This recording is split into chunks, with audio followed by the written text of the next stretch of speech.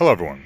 I just wanted to make a quick review and comparison of different power wheels, as we've gotten some seriously heavy use out of these, and I just felt that I want to kind of show the differences, pros and cons of different models. This one's actually a Huffy and it's new. I'm not a big fan of this one at all.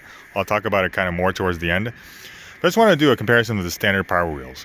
So we have the regular Jeep, which no longer has parts here. We've kind of moved it to this other one we found on the side of the road. It's funny, even though this one's all beaten up and older looking, the kids for some reason decided to use this body instead of the nicer orange one, which is much more newer looking. So the difference between the Jeeps, let's just start them out. So it's really the size of the tires. As you can see, I put the tires from the other one here side by side. So I found that the bigger Jeep, first of all, it's the fastest vehicle of all of them. Not by much, it's only a little faster than the regular Jeep or the Roadster, but it is faster. It's also much better at kind of hitting like curbs of the road, or essentially riding over actually large obstacles with these large wheels. The negative is that the wheels do have almost no traction, and in fact they basically have the least amount of traction. So the smaller Jeep has a little more traction, but because you can generally hit bumps or snow or dirt at a higher speed, the larger wheels end up being better. It's a ton of fun. These two Jeeps have been really reliable. As you know, they're the old style battery where generally you take out the battery, you put it in your house or whatnot, and you charge it up and you put it back in. This one we always ride with two batteries, so we have one battery that is under the seat that we have as a spare, so we can go on long trips like 6 or 7 miles. Same with the Roadster. This is the old style Roadster. The new one, this flap here opens up, and I believe the battery will fit in the front, so you don't have to kind of put it in the leg compartment.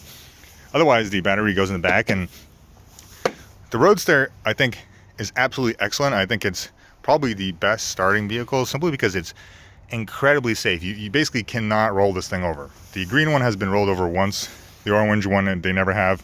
This one, they haven't ridden quite as long to really know, but this thing, we've taken this thing like straight up through the woods off-roading. It's been bashed over and over and over. It's taken so much damage. It also is the vehicle with the best traction, so it's the only one that will somewhat make it over and through dirty areas while not having a lot of speed. Like I said, we literally took this thing 3 miles through the woods over rocks. Pretty ridiculous off-road, honestly, and I can't believe this thing actually made it. And it not only did it not fall apart, I only needed to push it a couple of different parts, and that's it. So that's what I gotta say. If you're starting out, I think the Roadster is probably by far the easiest, but the Jeep is really fun to ride because it's high up. You can do some kind of cool things. It's also really good at drifting. So the two Jeeps are pretty good drifting, and the Roadster is not, because the wheels are so bumpy. This thing, it drifts like butter. Literally, the kids drifted around every single corner. So you want to make a 90-degree turn on a sidewalk, drift around it. You're going down a hill, you want to do a 180, no problem. It's a ton of fun. Also, just to point out, all the parts between the Jeeps are completely replaceable. So these are just obviously the large wheels and the small wheels. The small wheels were part of the orange Jeep. What happened to the orange Jeep is we had someone heavy sit on the Jeep and try to ride it uphill, which broke the little wheel bearing, or not bearing, the gear inside the engine. So I took the wheels off. Essentially, basically we found this green one, which was kind of all in parts and barely working on the side of the road, and retrofitted some of the parts from the orange one and used the large wheels. And this thing, it cruises really well. I'm not really going to show them all driving, because they all drive basically the same speed. If you're not aware of how to make the full speed on these, there's one little screw you undo on the controls of each of them, which allows you to go reverse, forward, and forward fast mode, essentially. So that's how you do it. You just remove one little screw from the controller and it's good to go. So those are my main 2 cents. These vehicles are super, super durable. Like, they have just, I don't know how many times they've been bashed, crashed, pushed, gone through snow. They've been left outside. They're being rained, snowed on, covered in leaves. We always put the batteries back inside, but the vehicles themselves have always been outside. And recently, for some reason, my wife decided to get this kind of budget Huffy. And I just want to say that this vehicle is nothing like the others. It looks similar. The tires are skinny and constantly slipping. The whole thing just feels like a cardboard box filled with rocks when it drives around. It just doesn't, it's noisy just like all the others. but it doesn't feel smooth and nice, especially this green one with these large wheels. It really just feels incredibly smooth to drive around. And yeah, and this is the thing, is like also the smaller Jeep is really great because the wheels are small, which makes it much harder to tip. So if you're kind of still starting out and maybe you don't have the Roadster, I would possibly recommend having the smaller Jeep, just because the big one really does require a little bit of effort to drive. I mean, like, you can take this thing off a pretty big hill and get it rolled over. It requires some skill to drive this thing, but it is absolutely excellent. Back again to this one. First of all, one of the headlights was falling out already when it was new. The other one, the wire for the light, was falling out. It's also, they're not very bright. So the positives of this, it makes police noises, the lights light up. For example. But that's really about it. It also has a radio you can talk into, but that's also not very loud. It's just slightly louder than your actual voice. So if you're talking into it and you're like, hey, this is the police, or you're a kid talking into it, it's just okay, but nothing fancy. And that's pretty much all it has. It also has a fast mode speed here. And I'd say this vehicle is the slowest of all of them. It also is the quickest to run out of battery. The other thing is that the charging port, I don't know if you can see it here, it's just one of those standard little plugs that, like, kind of like a little circular, tiny little plug that you plug in to charge, which seems awful to me. First of all, it's pretty tight. So already on the second day, I saw my kid trying to bang this thing in there, and it's obviously a little like thin wire you just put in there. So banging in there will cause it to break and snap. Also, it's just right there on the outside, which means if it rains, this whole thing is, it's gonna get ruined quickly. Also, the battery is under the chair. It's smaller. It also makes it difficult to take it out, which means that you now have to charge it in place, which is another negative. Like I said, with these two, I've always taken an extra battery. I mean, obviously, if you're going 2-3 mile kind of cruise around just regular streets, you don't really need it. But it's nice to have the battery, and also with this one here, having the battery in the back really makes it drift very, very well because of the extra weight. So these are really my 2 cents. Here's another product by another company.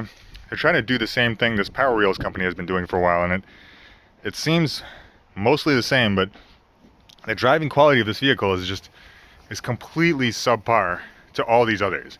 It can't make it over anything. It gets stuck every second. It accelerates slow. It's not good. I've read online already that the brackets for where the wheels are connected for the turning bend, and they look like it. They look very, very weak. The one thing that this has as a positive is there are springs under the back. However, actually, one thing I want to note, I do like how this has a handle on the back that extends. As we know, dragging these things if they run out of power is kind of a pain. So having this, you can lift up, it makes it easier. As you can see, there are small springs, and I really don't think they work that great. Also has a kind of a trunk. Just overall, this thing just literally just feels like a bucket of bolts. You're driving around, it's creaking, it's just like everything's moving. It has just way too much plastic, and it's way too kind of like not top heavy, but there's just too much stuff on the top, but it's not really heavy. So it's not top heavy, but it's just tall and awkward and weird. Like, look at this Jeep. Obviously, like, half the things are missing from it. And like I said, I really don't know why my kids decided to use the body of the broken Jeep instead of the other orange one, which was in great shape. But this thing just cruises. It just hop into it just like a regular Jeep. You don't care if it's rain or shine. Pop in a second battery. You can even fit a third one in the back. You could probably cruise on this thing for 10-15 miles if you had all 3 batteries. It's really an excellent adventure tool. Let's kind of open this up. As you can see, the trunk is actually from the orange one. So all the pieces are really easy to mix and match. They're like 1 or 2 bolts to remove or fix anything. So these are really my 2 cents. If you're buying one of these Power Wheels, check out the Roadster, check out the Jeeps. They're all good. Just explain to you why I really like having both of them.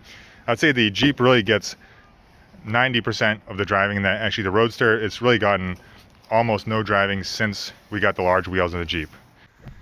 So as a final closing point, the Roadster gets points for safety. The Jeep, I think, outshines it in most situations where it's not crazy off-road, but it's just you want to go over bumps off the road, you want to ride over little hills, it's excellent. Ride along down by the pond, by the water, you can drive through the water. Also, I almost forgot to mention, these have driven through the ocean salt water quite a bit. So we've taken these down the beach and they've driven like 2 miles, right, like through the water. And nothing has happened to these since. That's actually been about a year or 6 months ago. So they're still working since then. That's really it. Roadster for safety, big Jeep for awesomeness. Little wheels are still really fun. Don't make it, I'm not trying to make it sound the little wheels are not as good, but the big wheels, they're just faster because it's the same motor spinning small wheels or larger wheels. Obviously, it'll roll just a tad faster with those large wheels. So yeah, hope this helps someone who is trying to make a decision between all these little vehicles, and just don't buy a subpar brand or a brand that isn't known for making these Power Wheels like Power Wheels is, because that's what they do. I just wanted to point out one other symptom of the quality of this vehicle is the hubcaps constantly fall off, as they're not actually part of the axle, they're just clip-on. And another one just fell off. So within 3 minutes of riding, 2 of the hubcaps already fell off.